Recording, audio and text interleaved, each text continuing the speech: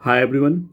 अब हम Indian constitution including constitutional law पर एक और previous year question paper solve करने जा रहे हैं और जो कि एग्जामिनेशन पॉइंट ऑफ व्यू से एंड फर्दर रिवीजन के लिए काफ़ी इंपॉर्टेंट हो सकता है। तो चलो स्टार्ट करते हैं। हमने ऑलरेडी इस पे पार्ट 5 तक कवर कर रखा है, 6 होगा। तो चलो स्टार्ट करते हैं। तो देखो, आपका जो पहला क्वेश्चन दे रखा है इन्होंने, वो मैच द कॉलम है और इसमें लैंडमार्क जजमेंट है और बताना है कि वो किस केस से आया है ना।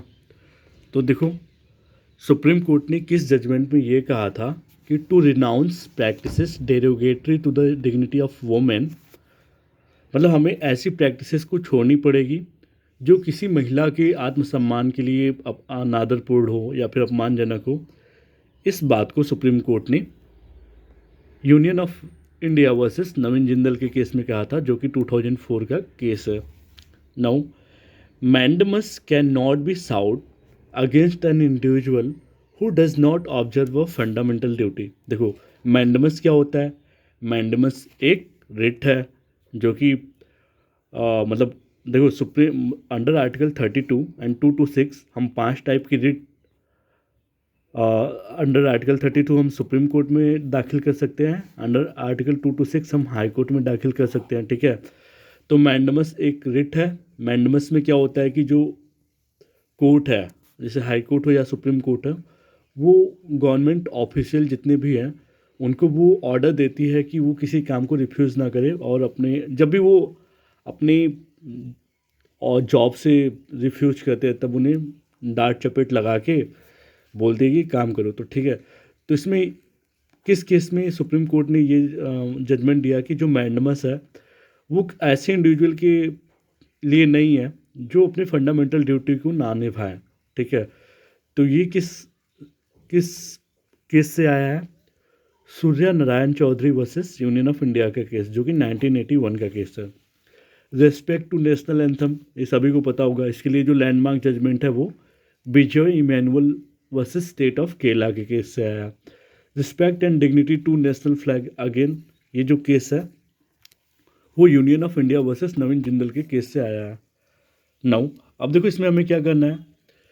अगेन एक मैच द कॉलम है, इससे 4 आर्टिकल हमारे कवर होंगे। तो इसमें हमें कौन सा प्रोविजन किस आर्टिकल में मेंशनड है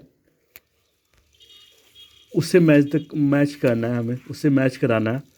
तो देखो, power of parliament to legislate with respect to a matter in the state list in national interest. तो मतलब कि जो कॉन्स्टिट्यूशन ऑफ इंडिया है ना, जो कॉन्स्टिट्यूशन ऑफ इंडिया वो इम्पावर करती है कि जो पार्लियामेंट के पास पावर है कि अगर वो नेशनल इंटरेस्ट से जुड़ा कोई अगर सब्जेक्ट है तो उस पर वो लॉ बना सकती है। तो ये पावर हमें आर्टिकल 249 से पार्लियामेंट को एम्पावर की जाती है। ठीक है। तो आर्टिकल 249 में ये आर्टिकल दिया हुआ है।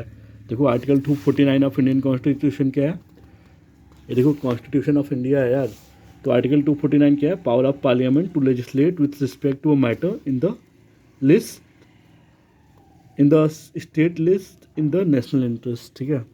Now, legislation for giving effect to international agreement. तो इंटरनेशनल एग्रीमेंट के लिए लेजिस्लेशन कौन बना सकता है? अगेन यूनियन ऑफ इंडिया बना सकती है। ठीक है। तो देखो, ये कहाँ दे रखा है? आर्टिकल 253 में दे रखा है, ये प्रोविजन है ना, legislation for giving effect to international agreement. Now, power of parliament to provide for the establishment of certain additional code, again ये आर्टिकल 247 में आपको मिल जाएगा। ठीक है। सिंपल इसमें क्या है यार, आर्टिकल है और उस प्रोविजन से हमें मैच कराना है। तो आर्टिकल 247 क्या कहता है? Power of parliament to provide for the establishment of certain additional codes. ठीक है। ये प्रोविजन 247 से है। Now, power of parliament to legislate for 2 or more states by consent, ये आर्टिकल 252 में ये प्रोविजन दे रखा है। तो देखो, आर्टिकल 252 क्या कहता है?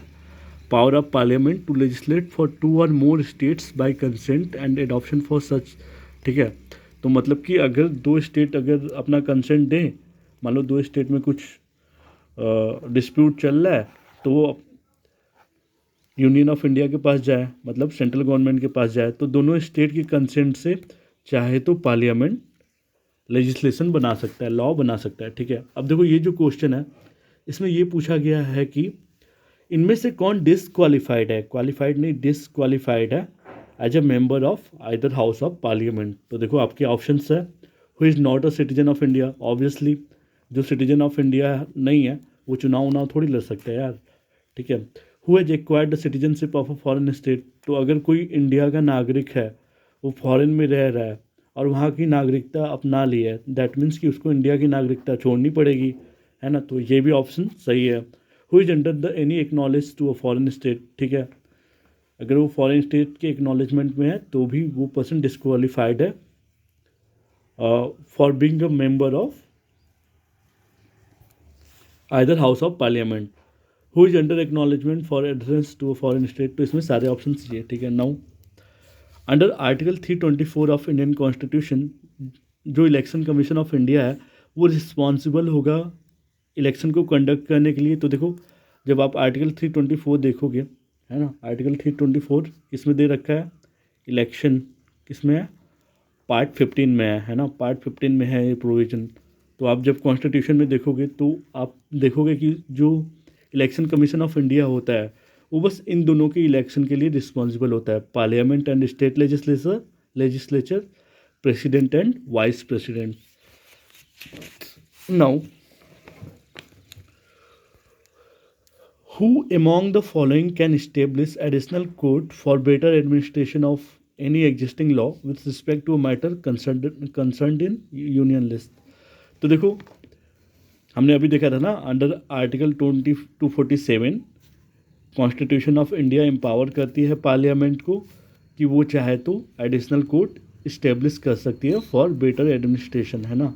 तो यहाँ पे पार्लियामेंट होगा, पार्लियामेंट के पास ये पावर होता है। Now which one of the following statement is correct under article 368 of the constitution. तो देखो इसमें procedure for amendment of the constitution only, power of parliament to amend constitution only, power of parliament to amend the constitution and procedure therefor. तो देखो बस constitution को ही amend करने के पास power नहीं है, मतलब पार्लियामेंट के पास बस यही पावर नहीं है कि वो कॉन्स्टिट्यूशन को अमेंड करे, उसके पास ये भी पावर है कि वहाँ के प्रोसीजर को भी वो अमेंड कर सकता है पार्लियामेंट, ठीक है। तो पावर ऑफ पार्लियामेंट है, ये पार्लियामेंट के पास पावर है कि वो कॉन्स्टिट्यूशन और उसके प्रोसीजर को अमेंड कर सकती है अंडर आर्टिकल 368, बस डॉक्ट्रिन ऑफ बेसिक स्ट्रक्चर को छोड़ के। डॉक्ट्रिन ऑफ बेसिक स्ट्रक्चर ये किस केस से आया था, Kesavananda Bharati versus state of Kerala के केस से, है ना, जो कि 1973 का केस था। Now in which of the following case the Supreme Court held that no election can be challenged on the ground of defect in electoral rolls। तो किस केस में ये कहा गया था, मतलब इनमें से किस केस में ये कहा गया था कि जो मतलब सुप्रीम कोर्ट ने ये हेल्ड किया था कि कोई भी इलेक्शन को चैलेंज नहीं किया जाता on the ground of defect in electoral rules. तो वो Indrajit Barua versus election commission of India का केस है इस ऑप्शन में, ठीक है। इसके लिए अगर आप लैंडमार्क जजमेंट देखोगे तो Laxmi Charan Sen versus AKM Hasan, Kabul Singh versus Kundan Singh का केस है, ठीक है। Now in Golaknath versus state of Punjab, justice K Subba Rao, ये सभी को पता ही होगा, जस्टिस के सुब्बा राव ने Golaknath versus state of Punjab के केस में ये कहा था कि जो प्रेम्बल है वो नट सेल, मतलब काफ़ी ब्रीफली कॉन्स्टिट्यूशन के जितने भी आइडियल्स हैं, एस्पिरेशन है, उसको नट सेल में ब्रीफली बता ही रखा है। मतलब जो आपके प्रेम्बल ऑफ इंडियन कॉन्स्टिट्यूशन है वो डिस्क्राइब करता है कि आपका जो इंटायर कॉन्स्टिट्यूशन है वो कहना क्या चाहता है। तो ये किस केस में के सुब्बा राव जी ने कहा था, Golaknath versus state of Punjab के केस में, ठीक है, जो 1967 का केस है, I guess. Now in which of the following cases the Supreme Court of India had invalidated a constitutional amendment for non-compliance with procedure contained in the proviso of clause 2 of Article 368। तो देखो किस case में supreme court of India ने जो constitutional amendment है उसको invalidate करा दिया था क्यों? क्योंकि वो नॉन कंप्लायंस कर रही थी। नॉन कंप्लायंस मतलब जो हमारा आर्टिकल 368, आर्टिकल 368 क्या है, अमेंडमेंट के लिए है ना, का क्लास 2 को का पालन नहीं कर रही थी, है ना, एज पर कॉन्स्टिट्यूशन नहीं थी। इसलिए सुप्रीम कोर्ट ने जो कॉन्स्टिट्यूशनल अमेंडमेंट को नॉन कंप्लायंस बताते हुए ये कहा था कि अगर वो आर्टिकल 368 क्लॉज 2 के प्रोविजन से नहीं बदला जाता है तो उसे नहीं माना जाएगा। तो इसके लिए कौन सा लैंडमार्क जजमेंट है? कि हो तो होलो हॉर्न वर्सेस जचीलिहू एंड अदर स्टेट का केस है, ठीक है। नाउ अब देखो यहाँ पे लैंडमार्क केसेस दिए हुए और वो किस कॉन्स्टिट्यूशनल प्रिंसिपल से मैच करता है, हमें वो मैच कराना है। तो देखो Hare Krishna Bhargava versus union of India के केस है। देखो इसको सिंपली हमें रट जाना है, ठीक है, क्योंकि ऐसे कोई इतना डिफाइन करोगे यार, ठीक है। Hare Krishna Bhargava versus union of India का केस जो 1966 का केस है, हरे कृष्णा भार्गव वर्सेस इंडिया का केस क्यों है? Power of parliament to levy tax on income other than agricultural income, ठीक है। तो जो हरि कृष्णा भार्गव जी का केस है 1966 का, और उसमें लैंडमार्क जजमेंट देते हुए ये कहा गया कि जो पावर ऑफ पार्लियामेंट है, मतलब पार्लियामेंट के पास पावर है कि वो टैक्स को लेवी कर सकती है, लगा सकती है, एक्सेप्ट एग्रीकल्चरल इनकम, मतलब एग्रीकल्चर इनकम को छोड़ के और सारे इनकम पे पार्लियामेंट टैक्स लगा सकती है। Now Godfrey Phillips India limited versus state of UP, ये 2005 का केस है। इसमें क्या आया था? Principle of interpretation to avoid overlapping, है ना। तो ये प्रिंसिपल ऑफ इंटरप्रिटेशन के लिए है, ठीक है। K C Gajapati Narayan Deo versus state of Orissa का जो 1953 का केस है, ये लैंडमार्क केस है। ये लैंडमार्क केस क्यों है? क्योंकि इसने इस्टेब्लिश किया था, जो केसी गजपति नारायण डीओ का केस है, इसने इस्टेब्लिश किया था डॉक्ट्रिन ऑफ कलरेबल लेजिस्लेशन, ठीक है। नाउ इन री द दिल्ली लॉज एक्ट, इसमें क्या हुआ था? इसमें कंडीशनल लेजिस्लेशन की बात की गई थी, ठीक है। नाउ अब देखो ये बहुत ही सिंपल है, ये सभी को पता ही होगा। इसमें भी आर्टिकल्स दे रखे हैं, उनसे प्रोविज़न हमें मैच कराना है कि कौन से आर्टिकल में कौन सा प्रोविज़न दे रखा है। तो आर्टिकल 13, ऑब्वियसली एवरीवन नोज कि आर्टिकल 13 ऑफ इंडियन कॉन्स्टिट्यूशन क्या कहता है कि वो सारे लॉ जो कि इनकन्सिस्टेंट होंगे फंडामेंटल राइट से वो वॉइड हो जाएंगे, है ना। आर्टिकल 13 ये कहता है। तो आर्टिकल 15 क्या कहता है? Prohibition of discrimination on ground of religion, race, caste, sex और place of birth. Article 20 of Indian constitution क्या कहता है? आर्टिकल 20 ऑफ इंडियन कॉन्स्टिट्यूशन ये कहता है कि protection in respect of conviction for offences. Now article 23 ये चाइल्ड ट्रैफिकिंग, ह्यूमन ट्रैफिकिंग के लिए था एंड फोर्स लेबर के लिए था ना, तो ये यहाँ पे है, ठीक है। नाउ अब देखो ये बहुत ही ज़्यादा इंपॉर्टेंट है। Which one of the following parliamentary committee in India acts as a watch dog on departmental expenditure and irregularities? तो ऑब्वियसली पब्लिक अकाउंट कमेटी जो है, पब्लिक अकाउंट कमेटी जो है वो उसे वॉच डॉग कहा जाता है, ठीक है।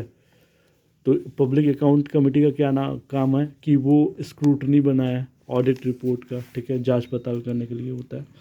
अब अगेन देखो यहाँ पे आर्टिकल दे रखे हैं और उसके रिस्पेक्ट में प्रोविज़न दे रखे हैं कि कौन सा प्रोविज़न किस आर्टिकल में दे रखा है, ठीक है। आर्टिकल 40 में अब सभी को पता होगा कि ऑर्गेनाइजेशन ऑफ विलेज पंचायत हो सकता है। आर्टिकल 42 में क्या है? Provision for just and human condition of work and maternity relief है, दे रखा है। आर्टिकल 44 सभी को पता है, यूनिफॉर्म सिविल कोड के लिए। आर्टिकल 50 ऑब्वियसली ये भी सभी को पता ही होगा, separation of judiciary from executive, article 50 में है।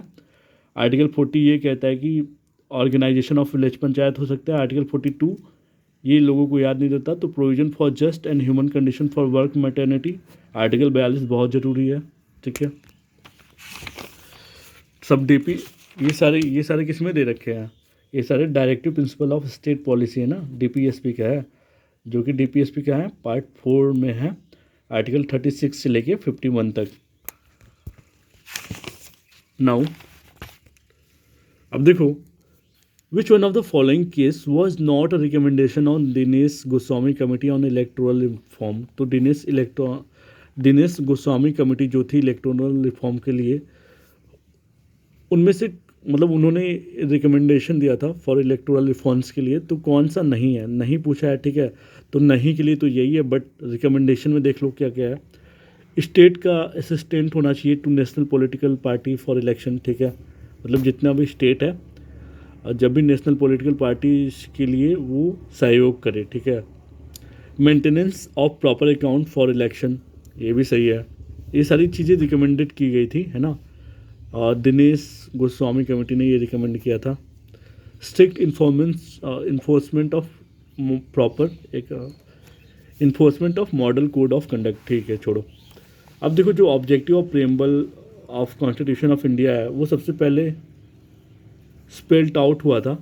तो आप सभी को पता होगा जवाहरलाल नेहरू जी ने जो ऑब्जेक्टिव रिजोल्यूशन लेके आया वही फर्दर हमारे प्रियम्बल में जो ऑब्जेक्टिव रिजोल्यूशन मतलब जवाहरलाल नेहरू जी ने 22 जनवरी 1947 कॉन्स्टिट्यूशन असेंबली में लेके आया वही फर्दर प्रियम्बल में कन्वर्ट हुआ, ठीक है।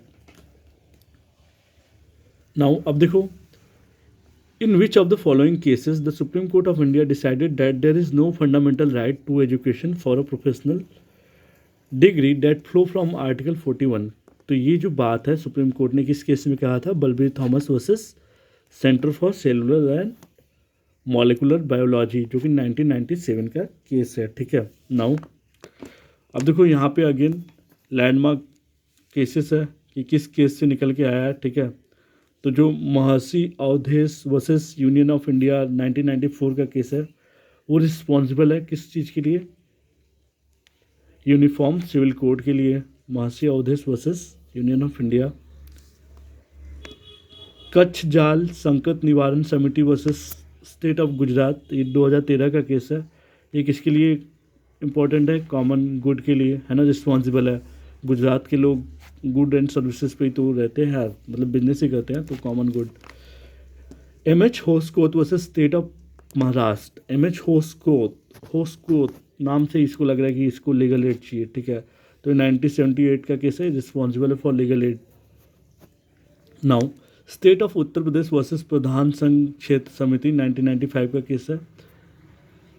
सॉरी, ये प्रधान समिति है ना लिखा हुआ, तो ये विलेज पंचायत के लिए रिस्पॉन्सिबल है, ठीक है।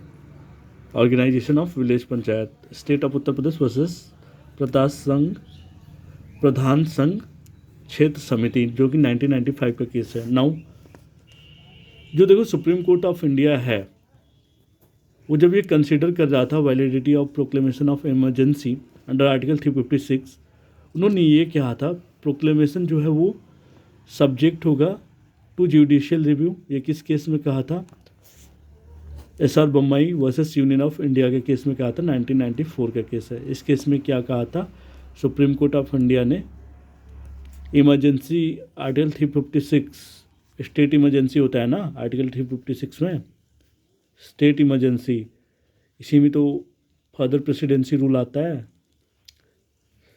तो उस केस में सुप्रीम कोर्ट ने ये क्या कहा था कि जो अगर कोई मतलब ये होता है तो proclamation is subject to judicial review. तो प्रोक्लेमेशन का जो मतलब स्टेट इमरजेंसी का अगर घोषणा होता है ना, प्रेसिडेंसी की रूल का होता है, तो वो a matter of judicial review हो सकता है, ठीक है। तो ये बात SR. Bommai versus union of India के केस में कही गई थी, 1994 का केस है। Now Supreme Court of India said that it is not the duty of court either to enlarge the scope of the legislation or the intention of the legislature when the language of the provision is plain and unambiguous। तो ये बात किस case में कही गई थी, union of India versus Devaki Nandan Agarwal, जो कि 1991 का केस है। इस केस में सुप्रीम कोर्ट ने क्या था कि ये ड्यूटी कोर्ट की नहीं होगी कि वो इनलार्ज कर दे स्कोप ऑफ लेजिस्लेशन को और इंटेंशन ऑफ द लेजिस्लेचर को, ठीक है। ये सारी ड्यूटी किसकी होती है, पार्लियामेंट की। तो आप इतना ही जानो कि ये बात सुप्रीम कोर्ट ने किस केस में कही थी कि ये कोर्ट की ड्यूटी नहीं है कि वो इनलार्ज कर दे स्कोप ऑफ लेजिस्लेशन को। ये union of India versus Devaki Nandan Agarwal के केस में बात कही गई थी, है ना। क्योंकि ये पार्लियामेंट के पास पावर होता है बस। Now The special bench of Supreme Court unanimously observed that even petitions filed under Article 352 are subject to the general principles of res judicata is one of the following case. देखो पहली सबसे पहली बात principal of res judicata क्या कहता है. Principal of res judicata ये कहता है बेसिकली इसका मतलब है कि जो अ मैटर ऑलरेडी जज्ड है ना, कोई ऐसा मैटर है, कोई ऐसा डिस्प्यूट है जो ऑलरेडी जज किया जा चुका है पहले, है ना, तो फॉर द एग्जैक्ट जजमेंट अब दोबारा केस में नहीं जा सकते. ठीक है, दूसरे मैटर को लेके जाओगे. तो ये बात किस केस में कही गई थी? MSM Sharma versus doctor Shri Krishna Sinha, जो कि 1969 का केस है. ये वन ऑफ द केस है ना, जिसमें सुप्रीम कोर्ट ने ये कहा था कि जो पिटिशन फाइल्ड होता है अंडर आर्टिकल 32 वो subject to general principle of res judicata होगा, है ना. रेस जुडिकाटा के प्रिंसिपल हमने अभी देखा कि कोई मैटर ऑलरेडी जज्ड हो तो उसे हम रेस जुडिकाटा कहते हैं. ठीक है, तो ये वन ऑफ द एग्जाम्पल है. इसके लिए अगर आप लैंडमार्क जजमेंट जाओ तो दरियाओ वर्सेस स्टेट ऑफ यूपी का केस है 1961 का. ये लैंडमार्क केस है. इसमें भी सुप्रीम कोर्ट ने यही कहा था कि अगर कोई पिटिशन फाइल करता है अंडर आर्टिकल 32 तो वो सब्जेक्ट होगा to the general principles of, मतलब वो विषय होगा general principle of res judicata का. ठीक है. Now which of the following article of Indian constitution empowers the parliament and legislature of state to create the contingency fund of India or the contingency fund of the state. तो contingency fund आकस्माती मुद्राएं जो मतलब पैसे होते हैं वो article 268 में इसके लिए प्रोविज़न दे रखा है ना. कॉन्टीजेंसी फंड के लिए आर्टिकल 268 में ये प्रोविज़न दे रखा हुआ है. तो एक बार हम क्रॉस चेक करते हैं. आर्टिकल 268 में क्या कहता है? Duties levied by union. ठीक है, तो इसी से कॉन्टीजेंसी फंड आया यार. सॉरी, आर्टिकल 267 में भाई, इसीलिए तो कहता हूँ आर्टिकल 267 में दे रखा है कॉन्टीजेंसी फंड. सॉरी, यहाँ पे 268 है. Sorry for this. आर्टिकल 267 में ये कॉन्स्टिट्यूशन दे रखा है. ठीक. Now in case of bill other than money bill किस में दे रखा है? आर्टिकल 110 में. And A state legislative council. इसमें क्या होगा कि अगर कोई केस ऑफ बिल, अगर मनी बिल के अलावा कोई केस है तो वो जो बिल है वो वेटो पावर प्रेसिडेंट के पास जाता है, नहीं जाता है प्रेसिडेंट के पास. रिक्वेस्ट टू ज्वाइंट सेशन, ठीक है, ये सब नहीं होता है. Send a bill back for reconsideration. तो ऐसे बिल को क्या किया जाता है कि रिकन्सिडरेशन के लिए बोथ मेंबर हाउस में भेज दिया जाता है. ठीक है. Now in case of consistency between the laws made by the parliament and the laws made by state legislature, which one of the following shall prevail? तो इसमें आपका ऑप्शन होगा the law made by parliament either before और after the law made by the legislature of the state. So हमने अब part 6 को cover कर लिया है इंडियन कॉन्स्टिट्यूशन में. तो देखो यार, ये रिवीजन के लिए है ताकि बार बार कौन बुक ओपन करे, है ना. तो सो थैंक यू. हमने पार्ट 6 ऑलरेडी कवर कर लिया है. फर्दर हम पार्ट 7 देखेंगे. Thank you.